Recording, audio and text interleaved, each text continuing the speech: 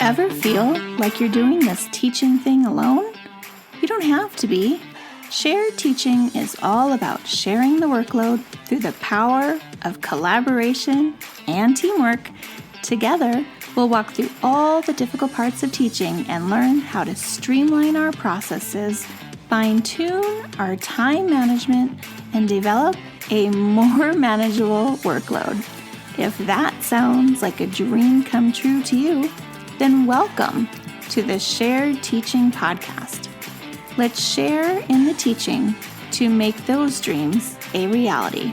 Now here's today's Shared Teaching. Hello and welcome back to the Shared Teaching Podcast. I'm your host, Susan, and you are listening to another Writing Tip Wednesday.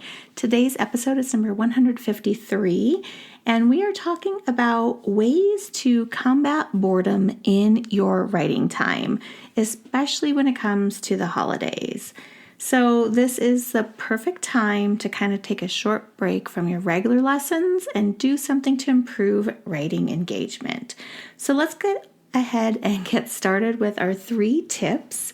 So the first one I have for you is to try holiday-themed Mad Libs.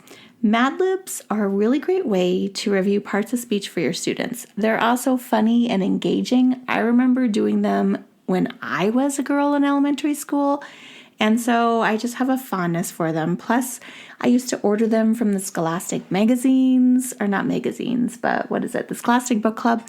And so I guess I'm sentimental about them a little bit, and I don't feel like students today really know about them, so it's just kind of fun for me to introduce something to them that I used to do. So if you're not familiar with Mad Libs, they are kind of a fill-in-the-blank pre-written story. So the blanks tell you what part of speech for a word that you need to create the story, and so usually you pre-fill in the blanks, so it gives you like a list of I need so many nouns, verbs, whatever it is, and then after that you plug them into the story. So the students aren't seeing the story until after they've chosen the words, which makes it even more funny. So they're suggesting these words with the given part of speech, and then you add them into the blanks, and it kind of creates this silly story twist. I really like using Mad Libs in my classroom because it secretly helps me teach the power of word choice. Because once you've read this story, kids can be like, what? That makes no sense. And it's kind of like a quick little teachable moment there. Go, wonder why? Maybe I picked the wrong word, right? So you can kind of build that in. Or it's just fun, and then later you can kind of talk about, remember when we did Mad Libs and these words didn't make sense? Well, this is why it's important to choose the right words for our story, right? So you can kind of have that tie-in for later down the road. So even struggling students can often make word selections, right? Like most of them know what a noun is, especially if you tell them or you have a poster that they can reference. And they also will delight in the responses when the story is read. So everyone's participating and finding it fun, hopefully. Hearing these strange choices of words in a sentence can actually help train their ears for when we revise. So just a little extra perk, right? All right, next up we have sprinkle in student relays. So when I was a freshman in high school, I'm dating myself here, we had typing. And so I had a typing teacher, yes, on an actual typewriter. I'm that old. We did not have computers yet. Well, I think they existed, but they were way too expensive to have as a whole class set. So anyway, we had typing class, and our typing teacher used to have us practice typing by writing relay stories.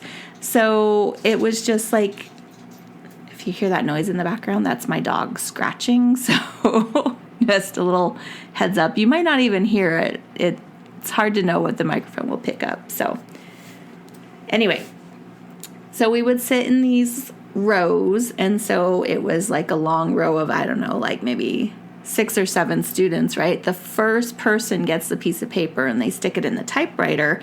And then like the teacher tells you like the beginning of the story, and you type that if you're the first person, and then you take it out and you pass it to the person behind you.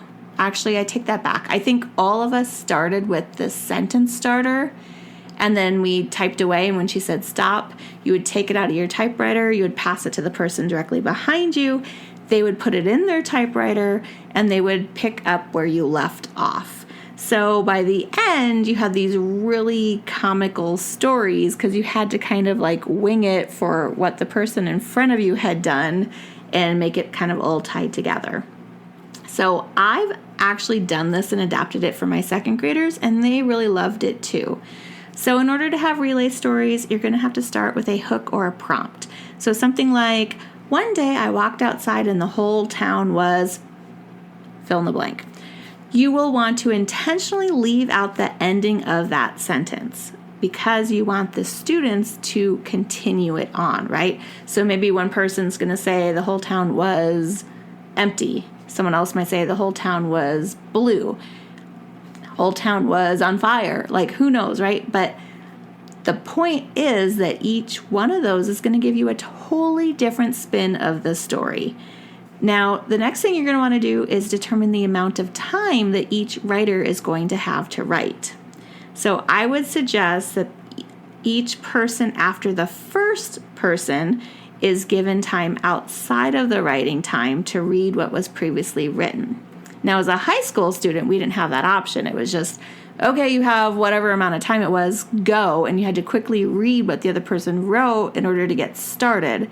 So with second graders, I prefer to give them enough time, let's say, I don't know, maybe 5 minutes or less. It depends on how much was written for them to read through before they start writing the story. So then students are just going to begin writing when you say go, and they're going to stop at a predetermined time, maybe 5 to 10 minutes, I would say is pretty ideal. And at the end of the relay, you should have a fairly engaging story, or really multiple ones, because you're going to want to put your class into multiple groups in order to do this. All right, next up and last is to add a dash of shared report writing.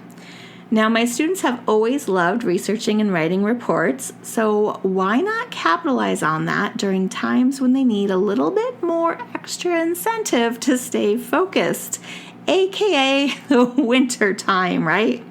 Right before we go on our Christmas break is usually, if you're an American listener, when we really have to pull out some different ideas and activities. Plus, we're trying to squeeze a little bit of time, let's be honest, to work on our report card comments and finishing up any kind of reports and end of the year grades that need to be put in. So this is kind of something that allows you to pull back a little bit, and then the kids don't need you as much so that you can do some of those things, okay? But don't tell your admin I said that was okay for you to do. Anyway, okay, so shared report writing is a part of the Common Core standards that I really feel is often overlooked, but the holidays are the perfect time to add it in. Students love to work in groups, and writing a shared report is a great way to do it. So we like to do what they love to do, right? Because it really keeps them focused, it keeps them engaged. Now, I would suggest picking one topic for the whole class and then splitting up pieces of the report to assign to groups. So, for example, you might choose reindeers at Christmas time, turkeys for Thanksgiving, and then each group is going to be assigned one mini topic for the report, such as habitats, to research and create a text feature.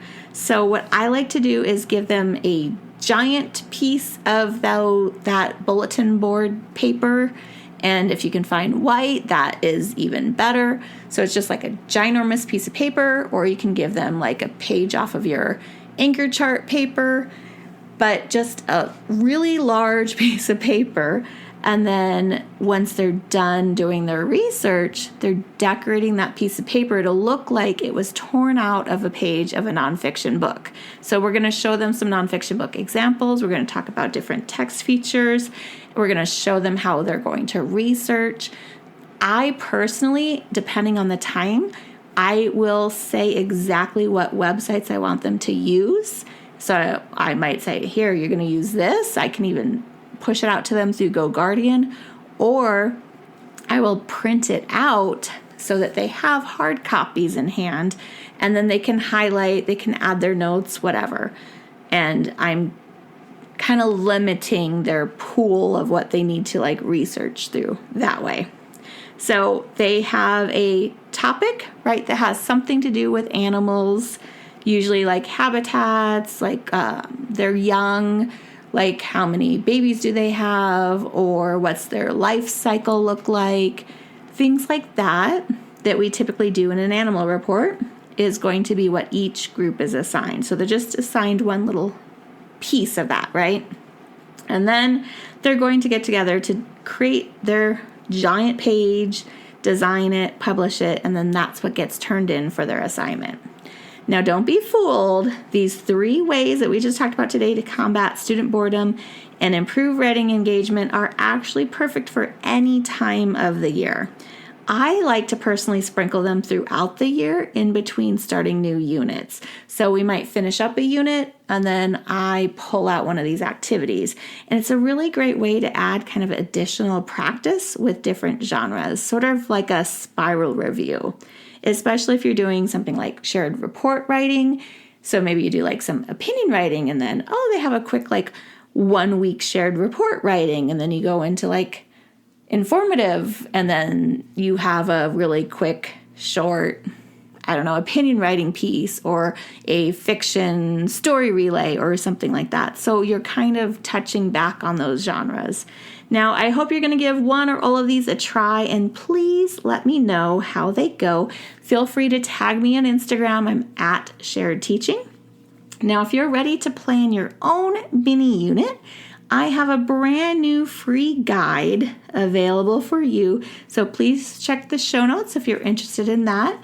If you are already a Shared Teaching email subscriber, then you should be able to access it in my freebie library already.